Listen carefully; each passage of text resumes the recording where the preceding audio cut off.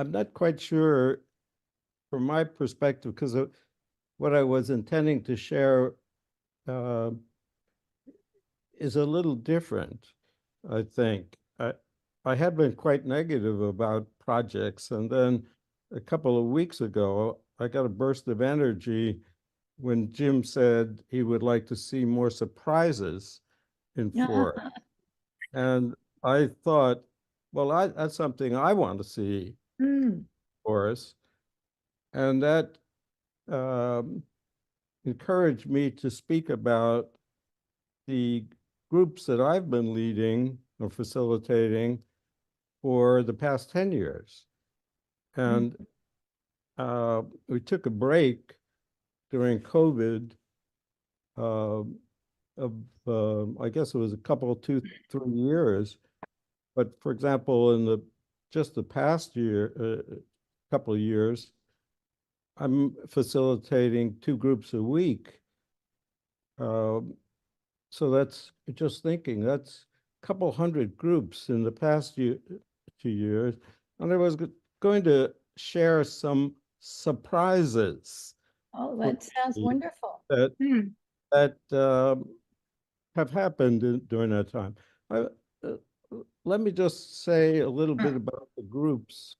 I'm just, When I moved to California, a little more than, I guess it's 12 years ago, I started facilitating weekly support groups for seniors in senior centers in the Bay Area. One could ask, what's a senior center?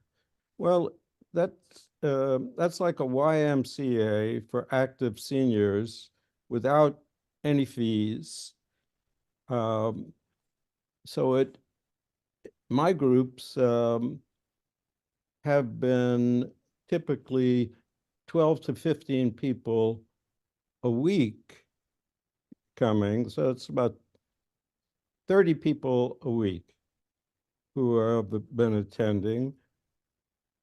And we get together and we have a very, I'd say, quite different format than here insofar as we talk about specific experiences, just the details of our daily lives, which is quite different than the conceptualizations that we have here. So it's a whole different perspective. And I intended to share some surprises that have come out of those meetings. good. I want to hear them. Okay, well, you have to wait for next week or 2 weeks from now. No, this is the project night. Share them. You're going to share them now. Um, okay, I'll share a few that just come to mind for me. So these are all people who are 65 plus who are getting together for the purpose of simply listening to one another and relating to one another and responding to one another with reflections and interactions. And we use a check-in format. When I first started the groups, we used a more spontaneous format, and as we use here, where whoever wanted to initiate could initiate, and then we went on to the next person. But both groups decided to use a check-in format. They liked the idea of greater equality of time, nobody monopolizing, everybody belonging just by showing up. And that engendered a great sense of trust, I would say, and openness in the group. And both groups have gotten smarter as a result of more trust and more equality in sharing times. Let me go to a couple of surprises, though. first, an an example of a non-dramatic surprise for me occurred just last week when a 90-year-old woman, Black woman, um, and I should say the groups are fairly balanced in terms of male and female. There's probably a third of the, and also socioeconomically, it's quite varied. And there's probably 20% LGBT. It really reflect the communities. Diversity, I would say 20% Black and Hispanic, and some Indians. That is not American Indians, but Indians from East Asia. A couple of weeks ago, or last week, a Black woman about 90 years old brought the issue that she was worried that her grandson was marrying, who is Black, is marrying a white woman, and uh, she particularly was fearful about the children of her, of this couple, uh, being of mixed race and being discriminated against. And that made me curious about my own feelings about race. And sometimes I have to temper them and keep to the focus of responding to what the speaker says, not my own associations. But it made me curious about my own sense of prejudice. Um, just another, so it's not a dramatic example. A more dramatic example is a guy who's always speaks in whispers and stoops in his chair. When I said, "Who'd like to start today?" he jumped up out of his chair and said, "I had sex." I created tremendous hilarity in the group. Not everybody believed him. And some people said, "What's that? What's sex?" Uh, so humor is a very important element in the group.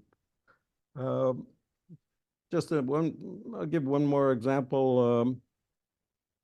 Uh, in the go round, uh, a couple examples. In the go round, one woman who usually dresses in very loose-fitting clothes, on the dark side, very, you could say anonymously, spoke about taking her car into the garage to have an emissions test. And the young mechanic was very flirtatious with her. She hadn't met him before, and he asked if he could borrow her car for the weekend. And she after some thought about it, she said sure. And she was very hopeful that there would be some romance for her when he returned the car. But alas, no, she laughed about her own naivete, you could say, and the group laughed with her. So there's a lot of commonality in laughing. I'll just give one more example, which is on a more serious vein, that in the go round, a man spoke about just out of the blue, shared that his brother had murdered their mother, and 10 years ago. So there are a lot of, and the group, of course, responded to his grief and to his sharing, was very relieved with his disclosure. And the group recognized that and was very empathic to him in his grief. We get a lot of people who are quite relieved and joyful in their sharing, even with the, you know, the most serious events in their life that completely unpredictable what comes out of the group. Mhm. And I would say, in good part, it's because of the check-in format and what the check-in format allows, Mm. because it allows more surprises. Mm. Mm. Um, but uh, it's constantly interesting, and for me, I see the tremendous trust that the group has for one another.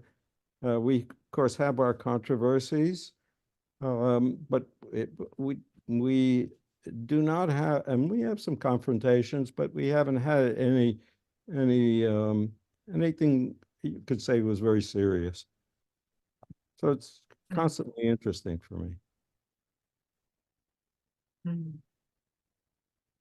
It sounds really wonderful to me, Marvin. You're making such an important contribution there, and it's bringing you alive. Oh And yeah, it live. kinds of stuff from it. Yeah. It's a pleasure to hear about it. I mean, I can see the excitement, Marvin. Plus, also, I enjoy your efforts to want to create community in so many ways, and which is an issue in the United States, the breakdown of communities. Um, Well, people love to, you know, if people connect in the group, they tend to come back week after week. And that's very surprising. If people don't connect, that is, if people just want to come in for 1 week and pour out all the dilemmas in their life, they don't really take much interest in the others in the group. Mm. But I'm finding that people come back, it just come back every week. It's Yeah. That's quite joyful to see that. Yeah. And they make big connections with one another. We don't use focusing partners, but I share a contact list, and they use it to call one another and to connect. So it's it's enhanced my life a lot. Yeah. And so Thank you. meaningful. Yeah. Thank you.